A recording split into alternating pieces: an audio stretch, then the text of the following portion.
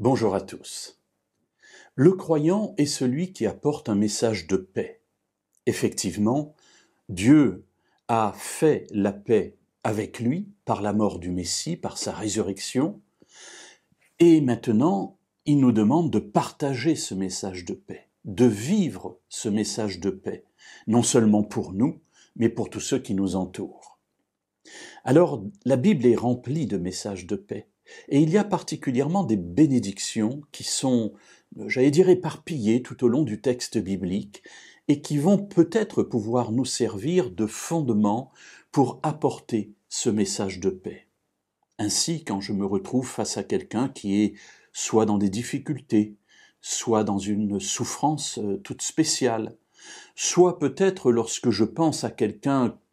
que je n'aime pas trop, ou qui ne m'aime pas trop, ou peut-être même qui m'est franchement antipathique, eh bien je peux avoir deux réactions différentes.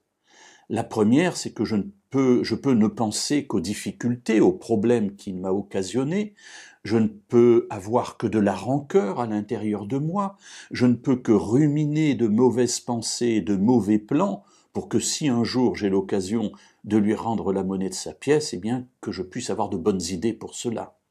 Alors oui, c'est une première manière de considérer les choses. Et puis, il y en a une seconde. La seconde, c'est de demander à Dieu,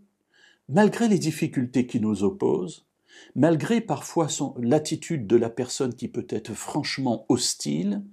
eh bien de demander à Dieu d'être une bénédiction pour cette personne-là. Peut-être pas aujourd'hui, peut-être pas demain, je ne le verrai peut-être pas moi-même dans ma vie,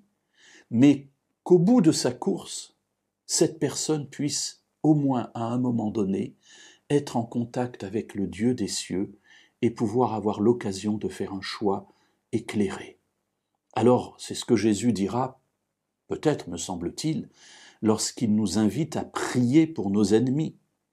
à bénir plutôt que maudire, finalement à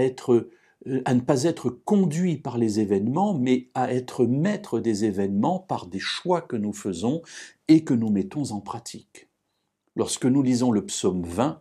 et le verset 2 et 3, il me semble trouver là une de ces paroles. David dit « Que l'Éternel te réponde au jour de la détresse, que le nom du Dieu de Jacob te protège, que du lieu saint il t'envoie du secours, et que de Sion, il te soutienne. » Voilà peut-être une parole qui pourrait être dans notre bouche, afin qu'au lieu de maudire, nous puissions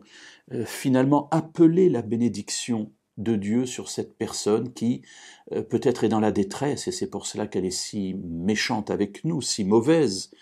et que malgré les difficultés, Dieu puisse lui envoyer du secours de son lieu saint, c'est-à-dire que Dieu puisse avoir un regard favorable sur cette personne